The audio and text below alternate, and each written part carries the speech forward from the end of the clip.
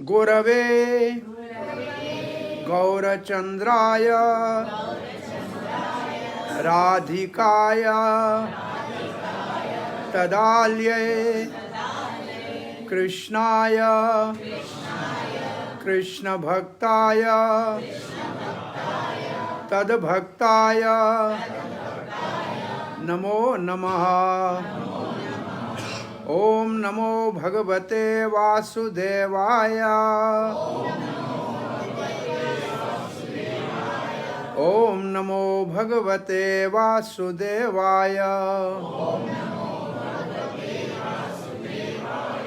ओम नमो भगवते वासुदेवाय। कृष्णाय वासुदेवाय देवकी नंदनाय च नंदगोपकुमाराय गोविंदाय नमो नमः। जय श्री कृष्ण चैतन्य प्रभो नित्यानंद श्री अद्वैत गदाधर श्रीवास आदि गौर भक्त वृंद। हरे कृष्णा कृष्णा कृष्णा हरे हरे हरे राम राम राम हरे हरे।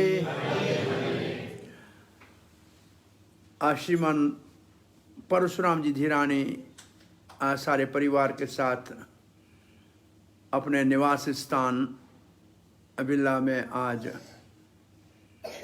हरि कथा और कीर्तन का जो आयोजन किया है, इसमें आप सबका हार्दिक स्वागत है। और इस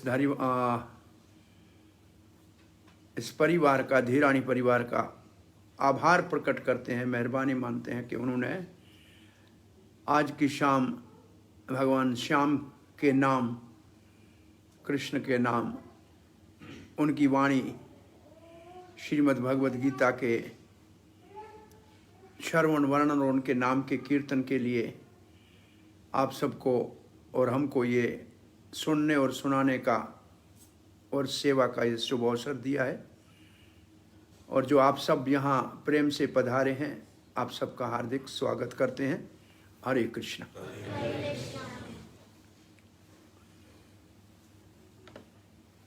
भगवद गीता बच्चे लोग नाम याद रखना। क्या भगवद गीता क्या है? भगवान की वाणी है, भगवान ने सुनाई है। किसको सुनाई है? अर्जुन को। किसको सुनाई है? भगवान ने सुनाई है। भगवान का नाम क्या है? श्री कृष्ण भगवान ने अर्जुन को जो उपदेश दिया है, जो शिक्षा दी है, जो एजुकेशन दी है, जो टीचिंग दी है, उसको क्या कहते हैं? क्या कहते हैं? भगवद गीता। क्या कहते हैं? भगवद गीता। आप बाजार से टेलीफोन ले आते हैं, खरीद करके आते हैं, टेलीविज़न खरीद करके आते हैं, और बहुत सारे और भी घर में जितनी भी चीज़ें खरीद करके आते हैं, तो उसके साथ कोई किताब होता है, उसके अंदर एक छोटा सा कैटलॉग होता है। हाँ, मिलता है उसके अंदर, उसको कैसे यूज़ करना है लिखा होता है ना। हाँ, होता है ना, उसके अंदर मेन्यू होता है ना उसके अंदर। क्यों लिखते? क्यों कंपनी बनाती है उसको? कैसे उसको कैसे यूज़ करें? To guide us how to use it. हाँ, उसको कैसे इस्तेमाल करें, उसको कैसे यूज करें, इसके लिए होता है ना। अच्छा, तो ऐसे जब दुनिया भगवान ने बनाई तो उसके साथ भी तो कोई मेन्यू होना चाहिए ना भाई। हम कैसे जिंदगी में उठें, बैठें, चले फिरें, इसके लिए भी तो कोई मेन्यू होना चाहिए कि नहीं होना चाहिए? तो जैसे कोई कंपनी कोई चीज बनाती है तो उसके साथ उसके लिए कैटलॉग मेन्यू देती है कि इसको ऐसे इस्तेमाल करना, ऐसे यूज करना, ऐसे करोगे तो खराब हो जाएगा, ऐसे करोगे तो सही रहेगा। ऐसे ही भगवान ने जब ये दुनिया बनाई तो हमारे को एक मेन्यू दिया, कैटलॉग दिया कि कैसे आपको जिंदगी में इस दुनिया में रहना है। उसको क्या कहते हैं? उस मेन्यू का क्या नाम है? भगवद गीता। अब मैं दूसरा आपसे एक प्रश्न पूछता हूं, कितने लोग उस मेन्यू को आज तक पढ़ा है? आपने सबके पास मोबाइल फोन पढ़ा, एक एक नहीं दो दो पढ़े, और सबको वो किताब मिला है कि नहीं मिला है? आपने किसी ने खोल के पढ़ा है? बहुत कम लोग उसको अच्छी तरह से पढ़ते हैं। आपने दो ने पढ़ा है, बहुत अच्छा किया। भाई भगवत गीता नहीं, कोई नहीं पढ़ता है, ये सच है कि नहीं? कैटलॉग मिलता है, मेनू मिलता है, लेकिन पढ़ता कोई नहीं है। क्या कंपनी ने बेकार में इतना बड़ा खर्च किया और इतना कलर फोटोग्राफ के साथ उसको छाप के रवाना आपको दिया? क्या कंपनी ने गलत काम किया क्या? और आपने उसको क्यों नहीं पढ़ा? हमें आता है, कोई बात नहीं, क्या जरूरत है, चलाएंगे। लेकिन सब उस मेन्यू को संभाल के घर में रखते हैं, फेंकते नहीं है। मालूम है क्यों रखते हैं? क्या क्यों रखते हैं? उसमें गारंटी है, वारंटी है, खराब हो गया तो दिखाएंगे। बस हमने भी भगवत गीता को ऐसे घर में लाल कपड़े में लपेट के वारंटी रख दिया है, जब कोई मरेगा तो हाथ लगाएंगे। पढ़ना था, उसको नहीं पढ़ा हमने। ये आपको लग रहा है सच के नहीं? जो चीज हमको दी गई थी गाइडेंस के लिए, उसको हमने बंद करके रखा है। तो उसको पढ़नी चाहिए कि नहीं चाहिए? मेन्यू को अगर बना है, मैनुअल आया है, तो उसको देखना चाहिए कि नहीं चाहिए? सही रास्ते से इस्तेमाल करना चाहिए ना। तो भगवत गीता हमारे लिए लाइफ का गाइड है, हमारी जिंदगी को कैसे जीना है उसका गाइड है। अब एक श्लोक आज भगवत गीता का मैं पढ़ूंगा, थोड़ी देर के लिए ही, ज़्यादा देर टाइम नहीं लूँगा। मैं संस्कृत में श्लोक को पढ़ता हूँ, देखूँ कि आपको कितनों को ये समझ। सहा बोलिए, यज्ञाः प्रजाः सृष्ट्वा प्रोवाच प्रजापतिः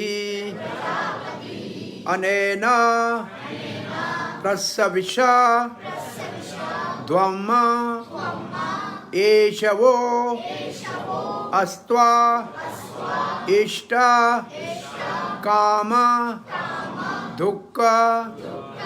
अब ये श्लोक पूरा हो गया। भगवान ने क्या कहा है हमको? बहुत अच्छी बात कही है। इष्ट काम दुख का मतलब है आपको जो चाहिए वो मिलेगा। भाई आप सब लोग की इच्छा है ना, हमको कुछ मिलना चाहिए दुनिया में। सभी तो कुछ ढूंढ रहे हैं ना, ये मिले वो मिले, मिले, यही तो इच्छा है कि नहीं है? और ये जो ये वर्ड है, इसका मतलब इष्ट काम दुख। इष्ट का मतलब जो आपको चाहिए, जो आपकी पसंद है। काम का मतलब ख्वाहिश, इच्छा, और दुख का मतलब पूरी करेगा। जो आपकी इच्छा है वो पूरी करेगा। इष्ट काम दुख कौन करेगा पूरी? तब लिखा है यज्ञ। कौन करेगा पूरी? यज्ञ आपकी इच्छा पूरी करेगा। किसने कहा? किसने कहा? कब कहा? तो लिखा है सह यज्ञ प्रजा सृष्ट्वा। सह का मतलब साथ में। सह एक कहते हैं जो साथ पढ़ते हैं, कहते हैं सहपाठी, साथ पढ़ने वाले, साथ रहने वाले। सह का मतलब साथ। यज्ञ का मतलब सहयज्ञ का मतलब यज्ञ। अच्छा, यज्ञ का आपको, यज्ञ की माना आपको क्या समझ में आती है? यज्ञ आप किसको समझते हैं? पूजा सही है। और अंग्रेजी में यज्ञ की ट्रांसलेशन है सेक्रीफाइस, और जनरली कहते हैं फायर सेक्रीफाइस। लेकिन ये यज्ञ का एक माना नहीं है। यज्ञ का ये केवल एक माना नहीं है कि अग्नि के अंदर आहुति डालो, स्वाहा करो, ये यज्ञ, इतना ही माना नहीं है यज्ञ की। लेकिन लिखा है कि यज्ञ के साथ, यज्ञ के साथ प्रजा सृष्टि, मतलब दुनिया को भगवान ने पैदा किया। भगवान ने जब दुनिया पैदा की तो उसके साथ यज्ञ को पैदा किया। देवता को पैदा किया, इंसान को पैदा किया। किसने किया? भगवान ने किया। किसके साथ किया? यज्ञ के साथ किया। और फिर कहा प्रोवाच, प्रोवाच का मतलब प्रवचन किया, हुक्म दिया, आदेश दिया। किसने? प्रजापति ही। प्रजापति का मतलब है पति। पति का मतलब पति, ये पति और पत्नी दो शब्द तो सबने सुने हैं कि नहीं? पति का अर्थ क्या होता है? स्वामी। पात्यते इति पति। पात्यते इति पति मतलब जो अपनी पत्नी का भरण पोषण करे, देखभाल करे, उसके बच्चों का, उसको कहते हैं पति। तो पति ये बहुत बड़ा भारी शब्द है असल में, जो सबका पालन पोषण करे। भगवान पति कैसे हैं? सबका पालन पोषण करते हैं। भगवान सबका पालन पोषण करने वाले पति है। तो पति का मतलब है पत्नी का, उसके संतान का देखभाल करने वाला, भरण पोषण करने वाला। और पत्नी का मतलब क्या है मालूम है? पति को पतन से बचाए, पति को गलत रास्ते से जाने से बचाए। ये पत्नी का संस्कृत में इसकी माना ये है। पति को सही रास्ते पे चलने में मदद करे, गलत रास्ते में जाने से बचाए।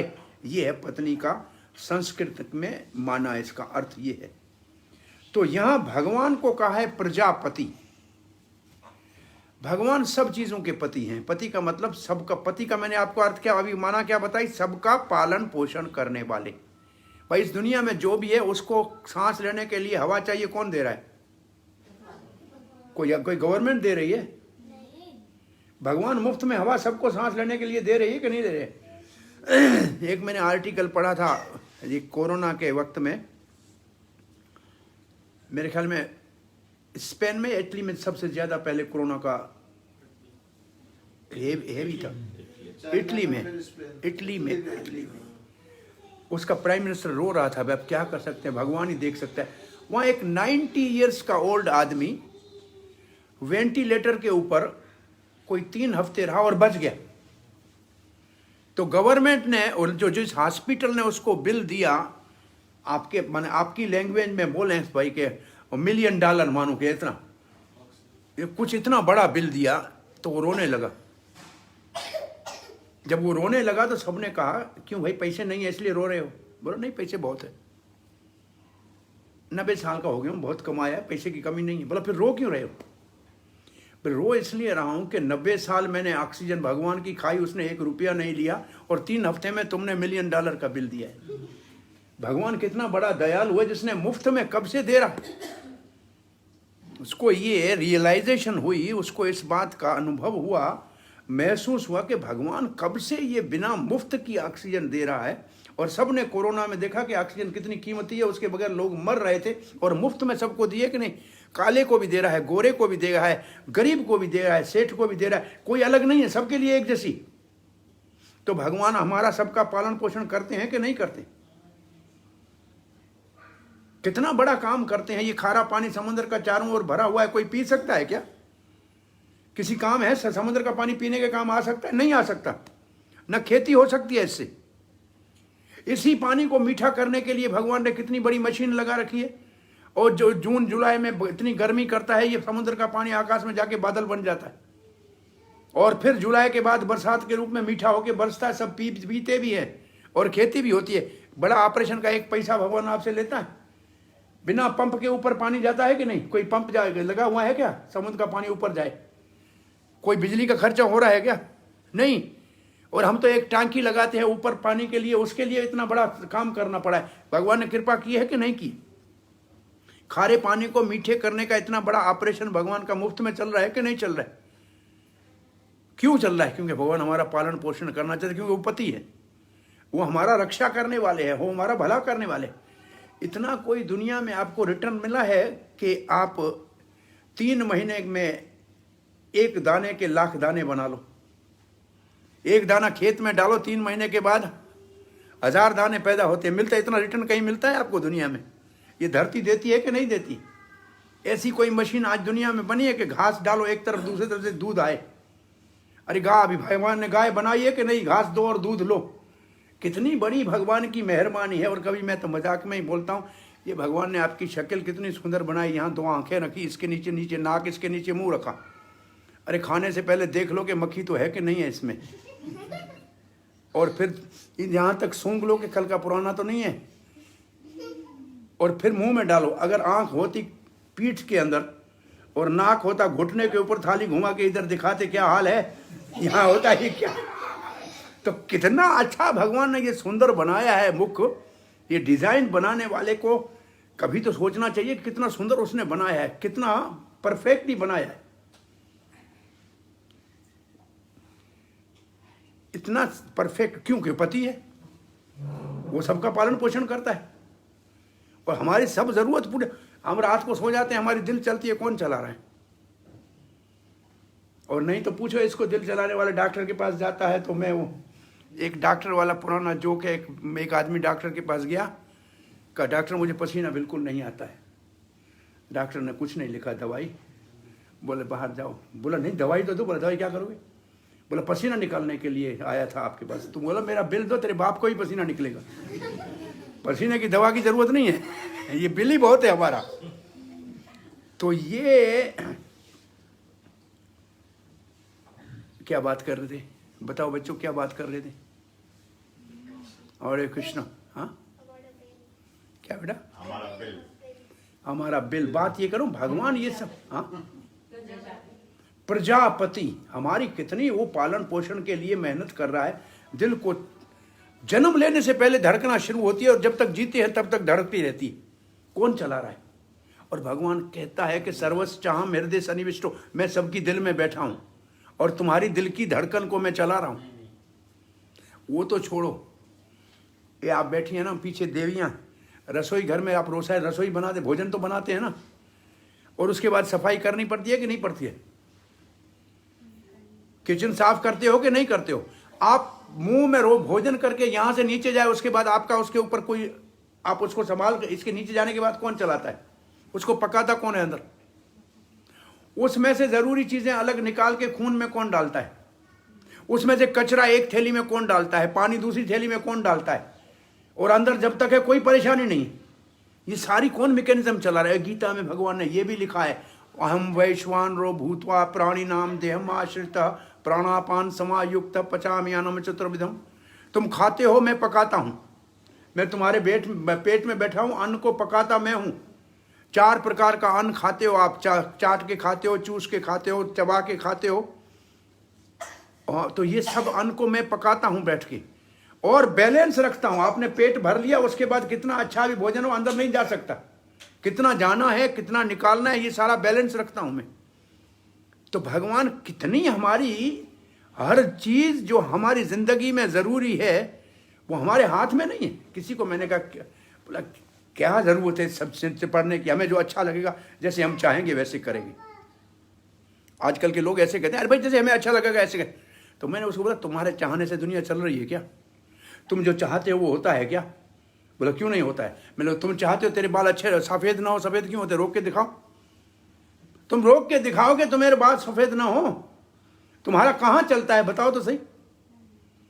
कौन सी चीज है जो तुम्हारे बस से चलती है? खाने के बाद तुम यहां से नीचे जाता है, उसके बाद तो कुछ नहीं कर सकते हो, कैसे अंदर होगा क्या करेगा कुछ नहीं कर सकते हो। हर चीज में हम डिपेंडेंट है और हमने अपने आप को इंडिपेंडेंट मान रहे हैं। तो ये जो श्लोक कह रहा है कि भगवान प्रजापति है, वो हमारा हर प्रकार से, हर तरीके से, हर लिहाज से हमारी सुरक्षा, हमारे बचाव का, हमारे पालन पोषण का सारा जिम्मेवारी भगवान ने उठा रखा है। कहां बैठा है? हमारे दिल में बैठा है, कहीं और जाना नहीं है, हमारे अंदर बैठा हुआ है भगवान।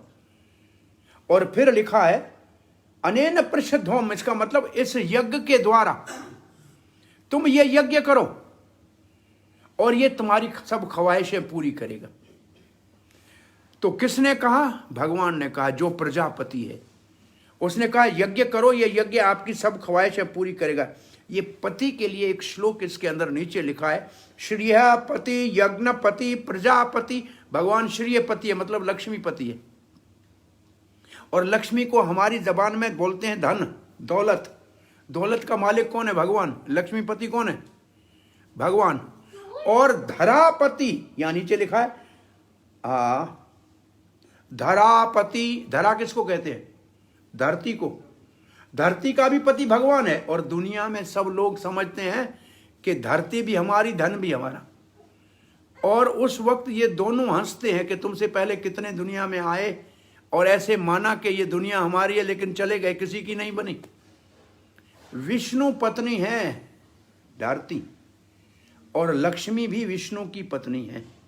तो ये दोनों शब्द लिखे, श्रीपति मतलब लक्ष्मीपति, यज्ञपति यज्ञ का पति, प्रजापति हमारा पैदा करने वाला हमारा पति, धीयान पति बुद्धि का पति। ये बुद्धि भी सही रास्ते पे चले, वो भी भगवान की कृपा से चलती है। ये पुरानी कहावत है, रब रुसे मत खसे हणे कौन हथियार। सिंधी में ये कहावत है। भगवान जब मुंह मोड़ लेता है ना, तो अकल छीन लेता है। वो उसके लिए हिंदी में क्या कहावत है? विनाश काले विपरीत बुद्धि। विनाश काले विपरीत बुद्धि। जब विनाश का, नाश का समय होता है तो बुद्धि उल्टी हो जाती है, आदमी उल्टा काम करता है। तो बुद्धि किसके हवाले? बुद्धि को कौन चला रहा है? धीयान पति। अरे बुद्धि तो असल में, अर्जुन, आपने भगवत गीता का फोटो देखा है? भगवत गीता के ऊपर एक रथ है, उसके ऊपर अर्जुन बैठा है, और सारथी की जगह पे कृष्ण बैठा है। उसके हाथ में लगाम है और आगे घोड़े हैं और दूसरे हाथ में चाबुक है। तो कृष्ण कहाँ बैठा है? बुद्धि में बैठा है। जो चैरियट ड्राइवर है या सारथी है, वो बुद्धि का जगह है। हमारा ये हमारा शरीर है ना, ये भी एक रथ है, ये भी एक गाड़ी है। इस गाड़ी में हम आत्मा के नाते इसके अंदर हम मुसाफिर हैं, हम इसमें यात्री हैं। बुद्धि इसका ड्राइवर है और मन इसका लगाम है या स्टीयरिंग है। और ये हमारी इंद्रियां या सेंसेस जो है, ये इसके घोड़े हैं। भाई पांव से चलते हैं, आंख। अच्छा, मैं यहाँ एक क्वेश्चन पूछूं, बहुत मुश्किल है। हम किससे चलते हैं बताइए? हम चलते किससे? Very good. ये लड़की बहुत, ये दिस इज दी, आज का ये कहा जाए कि मैन ऑफ द मैच होता है ना, ये आज ये गर्ल जो है ना, आज का नंबर 1। क्या नाम है? भाविया। कैसे आपने बताया हम आंख से चलते हैं? This is the perfect answer. जो हमारे को चलाता है ना, उसको नेता कहते हैं। नेता कहते हैं, नेता मतलब लीडर। इसका मतलब नेत्र मतलब आंख। तो हम चलते हैं आंख से, पांव से नहीं चलते हैं। पांव तो अंधा है, आंख देखती है तब चलते हैं। तो आंख से हम चलते हैं। ये भाविया आज का आंसर आपका सुपर 100। किसकी बेटी है? हाँ, हाई तो यार, तू 100 रुपये और लाख रुपये आज खर्चे आती है। टाइप परफेक्ट आंसर है। बहुत इंटेलिजेंट आंसर है, जेके ॾिनो ॾाढो सुठो आहे, परफेक्टली। और अहिड़ो आंसर वेझाड़ो ॾे, वॾे कई ना कोन आहिनि, माना 16 वारा लिखे थो ॾियां। पर शाबाश, आज ये आंसर परफेक्ट आंसर है। Krishna, very very good, thank you. इनाम तो आज का इसको जाएगा। ये आंसर बहुत रेयर आंसर है। दूसरा ऐसा सवाल हम पूछते हैं, बहुत सीधा सवाल होता है, पहले माँ पैदा होता है या बेटा? पहले माँ पैदा या बेटा है? नहीं, बड़े बच्चों का सवाल है। बहुत मुश्किल क्वेश्चन है। बेटा क्यों बेटी?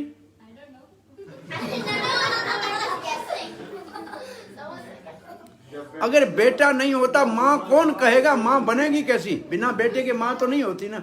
तो बेटा पैदा होता है तब माँ का जन्म होता है, नहीं तो माँ कौन, तो कोई माँ कहेगा ही नहीं। तो बेटा होता है तब माँ होती है, बिना बेटे के माँ कौन कहेगा उसको? तो क्वेश्चन सिंपल है, लेकिन उसमें बहुत गहरा रहस्य है। सो यहाँ लिखा है भगवान धीयान पति, बुद्धि का पति है। बुद्धि भगवान के हवाले करोगे तो सीधे रास्ते पे चलाएगा। इसलिए भगवान बैठे कहाँ हैं? अर्जुन के रथ में, सारथी पे।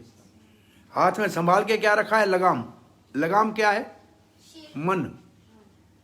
माइंड हमारा इधर उधर भागता है, उसको भगवान ने हाथ में पकड़ के रखा है। और लगाम किसको संभालता है? घोड़ों को। तो हमारी इंद्रियां जो है इधर उधर भटक न जाए, इसलिए भगवान ने हाथ में चाबुक रखा है कि कहीं हम गलत रास्ते पे न चले जाएं। तो जिसने अपनी बुद्धि में भगवान को बिठाया उसको भगवान गलत रास्ते पे जाने नहीं देगा, गलत रास्ते में उसको जाने नहीं देगा। तो यहां धियान पति और फिर लिखा है लोकपति। लोक का मतलब जैसे ब्रह्मलोक है, जैसे चंद्रलोक है, इंद्रलोक है, ये सब अलग अलग प्लानेट है, इन सब का भी भगवान पति है। और फिर लिखा है धरापति, धरती का पति है। फिर लिखा है पतिर्गति चांधक। अब बता रहे वो पति है कौन, वो पति है कौन? तो लिखा है यदु वंश में अवतार लिया हुआ श्री कृष्ण। ये जो अंधक वृष्णि सात्वताम, वृष्णि भगवान श्री कृष्ण को कहते हैं वृष्णि वंशी, क्योंकि वृष्णि तो सीधा वो पति कौन है? श्री कृष्ण। इन 3 लाइनों का अर्थ है भगवान श्री कृष्ण पति है। और ये प्रार्थना कर कौन रहा है? ये प्रार्थना, ये प्रेयर कौन कर रहा है? सुखदेव गोस्वामी। ये सुखदेव गोस्वामी प्रार्थना कर रहा है, जो भागवत बोल रहा है, और इस पूरी दुनिया का एम्परर परीक्षित उसको सुन रहा है। ये कोई आम आदमी की प्रार्थना नहीं, ये बहुत बड़े एग्जाल्टेड व्यास के बेटे सुखदेव गोस्वामी की प्रार्थना है। और वो कह रहा है प्रसीदतम मे भगवान सताम पति। वो भगवान जो भक्तों का भी पति है वो हमसे खुश हो जाए। प्रसीद नाम का मतलब हमारे ऊपर प्रसन्न हो जाए, हैप्पी हो जाए, हमारे को आशीर्वाद दे। तो ये पति का मतलब है भगवान। तो भगवान हमारा पति है, उसने कहा यज्ञ करो और तुम इस दुनिया में सुखी रहो। तो ये भगवत गीता का एक श्लोक आज हमको आपको बताया। अगर हम जीवन में यज्ञ करेंगे तो भगवत गीता कहती है आपकी सब इच्छा भगवान पूरी करेगा, सुखी रहोगे। अब दूसरा सवाल है कि कौन सा यज्ञ हम करें? क्या ब्राह्मण को बुलाना पड़ेगा यज्ञ करने के लिए? क्या खर्चा करना पड़ेगा, घी लाना पड़ेगा, आग जलानी पड़ी है? तो घर आजकल के फ्लैट है या विला है, उसमें तो धुएं से तो घर पूरा काला हो जाएगा, ये तो यज्ञ कोई नहीं करेगा। तो फिर कौन सा यज्ञ है जो भगवान जब कहते हैं तो सबके लिए कहते हैं, क्योंकि सबके पति और सबका भला हुआ इसलिए कहते हैं। तो ऐसा कोई यज्ञ जरूर होगा जो सब लोग कर सके, सब समय कर सके, सब जगह कर सके, ऐसा यज्ञ भी कोई जरूर होगा, और जिसमें कोई खर्चा नहीं है और जो सब कर सकते हैं और उसको कर प्रेइंग, चैंटिंग। ये बच्चे होशियार है आजकल के भाई। तो इसी भगवत गीता में 10वें अध्याय में भगवान ने एक यज्ञ का नाम लिया है, जो यज्ञ सब कर सकते हैं, बिना खर्च के यज्ञ है। और एक दूसरे यज्ञ का भी भगवान ने वर्णन इसी भगवत गीता के 9वें अध्याय में किया है, जो महात्मा लोग करते हैं, जो महात्मा बनना चाहते हैं वो करते हैं, जो जीवन में महात्मा का जीवन बिताना चाहते हैं। तो ये 2 यज्ञ गीता में ही है जिसमें कोई खर्चा नहीं है। पहला यज्ञ आपको बताऊं, 10वें अध्याय में कौन सा यज्ञ भगवान ने बताया जो सब करते? यज्ञानाम जप यज्ञास्मि स्थावराणाम हिमालय। जो कभी नहीं हिल सकता है, हमेशा एक जगह रहता है, उसमें हिमालय पर्वत मेरी विभूति है।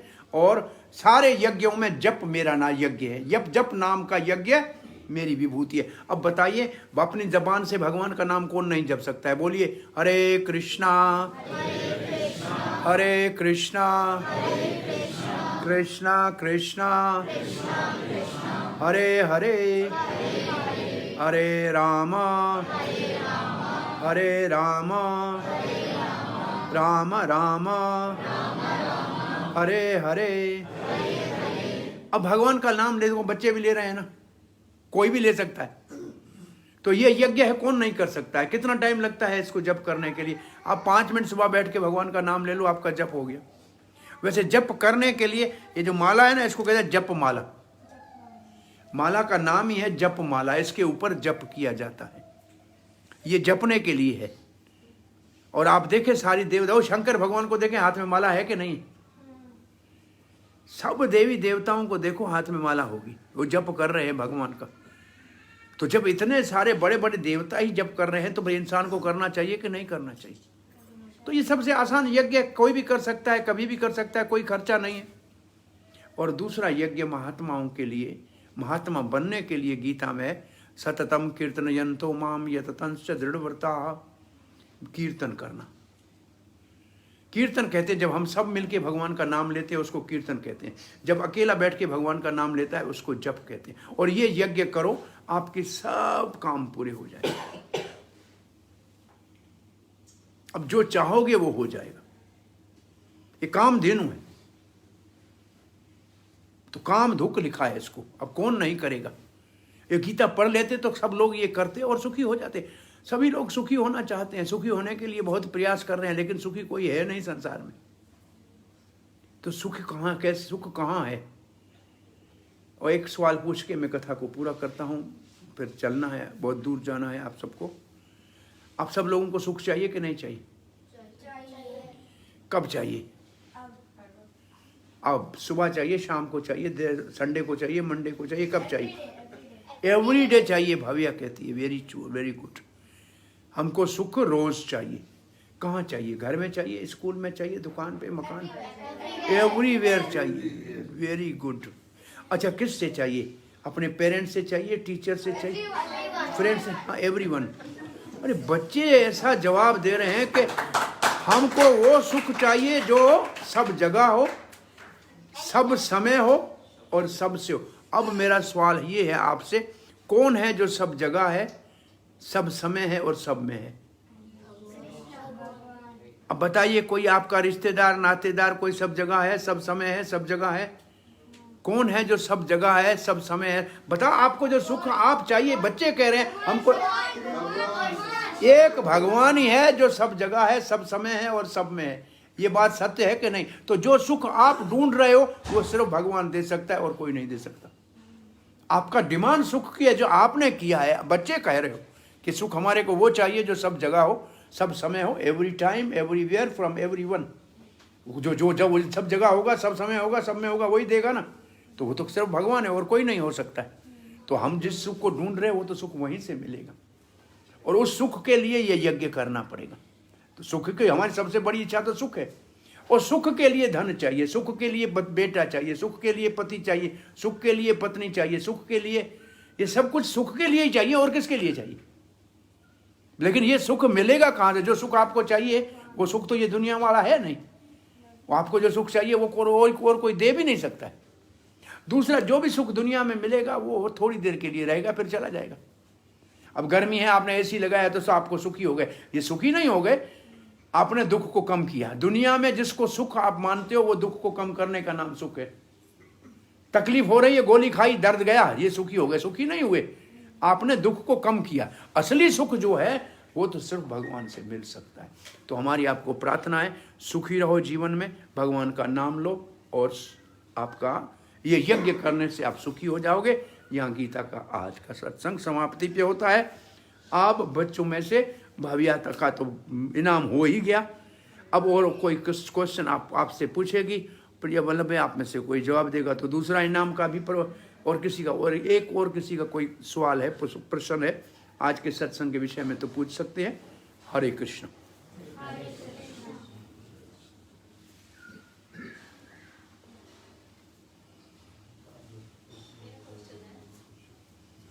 हरे कृष्ण। हाँ बेटा बोलो।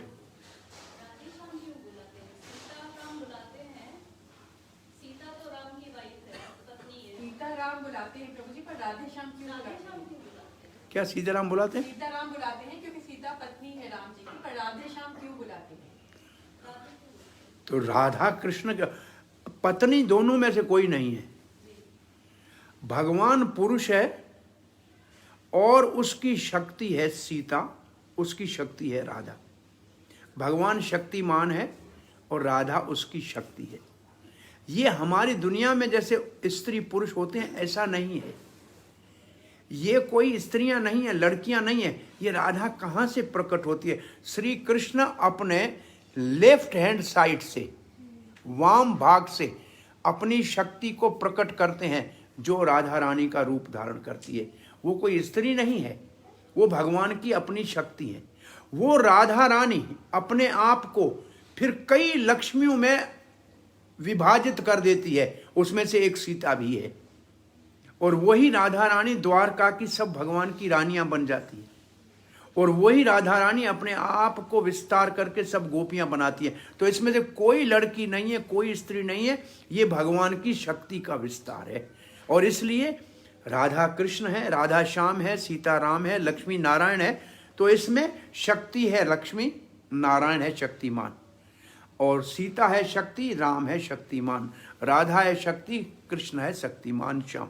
तो ये है इनका। और जो दुर्गा है वो राधा की छाया है, शेडो है।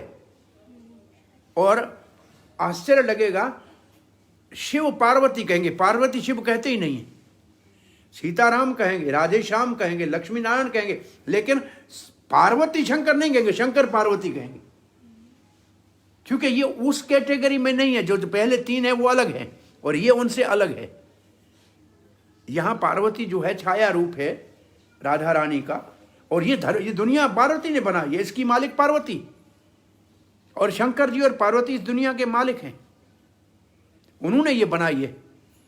शंकर और पार्वती इस दुनिया के चलाने वाले और बनाने वाले हैं। असल में महादेव है, लेकिन कहते शिव पार्वती कहेंगे, पार्वती शिव नहीं कहेंगे। तो दोनों में डिफरेंस है।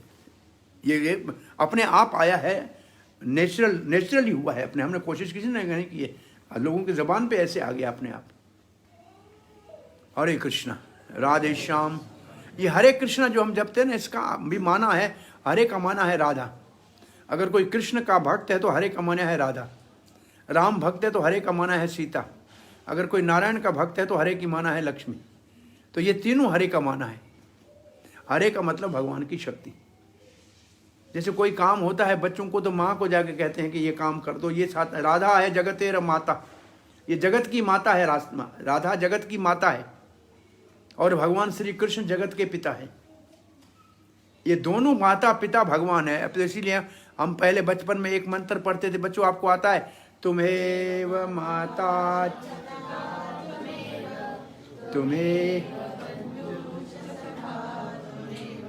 तुम्हेव विद्या दृढ़म तुम्हेव सर्वम मम देव देव। ये बचपन में बच्चों को मंत्र पढ़ाते कि भगवान तुम ही माता हो, तुम ही पिता हो, तुम ही धन हो, तुम ही सखा हो, हमारे सब कुछ तुम हो। और उसमें एव जो शब्द है वो सबसे ज्यादा संस्कृत का बहुत इंपॉर्टेंट, ओनली यू पढ़ते थे। भगवान माता पिता है तो भगवान के माता का रूप राधा है, भगवान के पिता का रूप कृष्ण है, या भगवान के माता का रूप सीता है और भगवान के पिता का रूप राम है। ये दोनों एक है, दो नहीं है। प्रभुपाद जी जब बोलते थे तो कहते थे Radha and Krishna is God, Sita and Ram is God. Are God नहीं, एक ही है। एक माता का, एक मातवा, एक मातृ भगवान है, एक पितृ भगवान है। एक माता भगवान, एक पिता भगवान। ये दोनों का सहारे की जरूरत है, तब हमारा काम चलेगा। आपने कुम्हार को मटका बनाते हुए देखा है? बाहर से ऐसे मार तो है, लेकिन अंदर से एक बहुत हाथ रखता है, तभी उस मटके की शक्ल होती। अंदर हाथ होता है, बाहर से मारता है। तो माता जो है अंदर का हाथ है, जो स्नेह का, प्रेम का हाथ है। और बाहर शेप देनी है, इंसान को सीधा करना है, तो भगवान ऊपर से मारते हैं, लेकिन अंदर से माँ रक्षा करती है, तब शेप बनती है मटके की। तब मटका देखने में अच्छा लगता है और पानी ठंडा करता है। जब उसको फिर पकाया जाता है, तब बनाने के बाद पकना पड़ता है। तो जीवन में पकना है, दोनों की कृपा से हम पकेंगे तो जीवन में सुखी हो जाएंगे। Hare Krishna, thank you very much. Hare Krishna. हाँ जी, हाँ जी, बोलो बेटा। गीता जी ने कृष्ण भगवान ने कहा है कि हम सब आत्मा हैं, लेकिन उसने एक कर्म की बात की कि जी जो कर्म करेंगे, तो कर्म आत्मा का होता है कि शरीर का होता है? फल जो पाना पड़ेगा कर्म चक्कर में अगर पड़ेगा। आत्मा दो स्टेज में होती है। एक को कहते हैं कंडीशन सोल या बद्ध जीवात्मा, दूसरे को कहते हैं लिबरेटेड सोल और मुक्त आत्मा। जो मुक्त आत्मा है वो भगवान के धाम में है, जो बद्ध आत्मा है इस दुनिया में है। आम आदमी को हम इसको ऐसे समझाते हैं, आप बताइए कि जेल में लोग ज्यादा हैं कि बाहर लोग ज्यादा हैं? बाहर ज्यादा हैं, जेल में कम है। इसका मतलब मुक्त आत्माएं ज्यादा हैं जो भगवान के धाम में, और जो दुनिया में है ये बद्ध आत्माएं जेल में होती हैं, इतनी है। तो जो बद्ध आत्मा है वो अपने आप को कर्म का कर्ता मानता है नहीं, मानता है। हम जो कर्म करते हैं उसके 3 कारण हैं।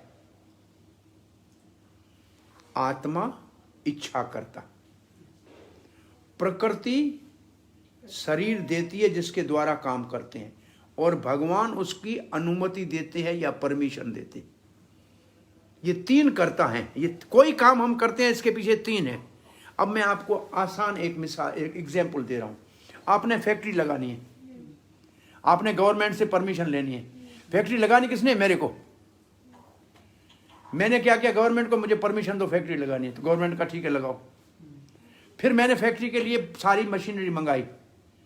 अब मैंने मशीनरी लगाई, गवर्नमेंट का परमिशन है फैक्ट्री में। अब फैक्ट्री में फायदा होगा किसका होगा? मेरा होगा या मशीन का होगा या गवर्नमेंट का होगा? मेरा होगा। और अगर नुकसान होगा तो किसका होगा? मेरा होगा। तो 3 कर्ता में आत्मा, बद्ध जीव आत्मा कर्म का दुख या सुख भोगती है, क्योंकि वो इच्छा करती है। इच्छा करना आत्मा का स्वभाव है। To desire is a symptom of a soul. आत्मा इच्छा करता है। अब हमको सिर्फ इच्छा बदलनी है। अच्छा, इस शरीर को गीता में खेत कहा गया है और आत्मा को क्षेत्र गय कहा गया है। मतलब जैसे हारी किसान होता है तो किसान क्या करता है? खेत में बीज बोता है और उसका फल लेता है। ऐसे आत्मा इस शरीर रूपी खेत में कर्मों का बीज बोता है, उसका सुख और दुख का फल लेता है। भगवान भी इस क्षेत्र में बैठे हुए हैं परमात्मा के रूप में, लेकिन वो गवर्नमेंट है, रेवेन्यू डिपार्टमेंट की तरह। वो कोई फल वल नहीं लेता, वो देखता है तुम क्या करते हो। सो बद्ध जीव आत्मा अपने कर्म को कर्ता मानने के अहंकार के कारण और भोक्ता मानने के, मैं इसके कर्म का फल भोगूंगा, इसलिए बंधन में पड़ता है। तो 2 वर्ड याद करने चाहिए, कर्ता और भोक्तापन बंधन का कारण है नहीं, लेकिन ये सोचता है इसलिए बन जाता है। इसीलिए कृष्ण ने जो बोला अर्जुन को कि कर्म किएगा, फल की चिंता मत कर। कर्मण्येव अधिकारस्ते मा फलेषु कदाचन। अगर हुआ तो फिर उसके दत्त तुम्हें पाप मिलेगा न पुण्य मिलेगा। कर्म करते जाओ। ये इसको भी समझना बहुत मुश्किल है। आप किसी को बोलो मेरे पास आके नौकरी करो, तुम्हें तनख्वाह नहीं मिलेगी, कोई आएगा क्या? तो इसमें भगवान क्या कहना चाहते हैं, इसको ऐसे समझो। ये बच्चे हैं, स्कूल में आप जाते हैं ना बेटा, तो एग्जाम होते हैं ना। एग्जाम देने का तो आपको राइट है कि नहीं है?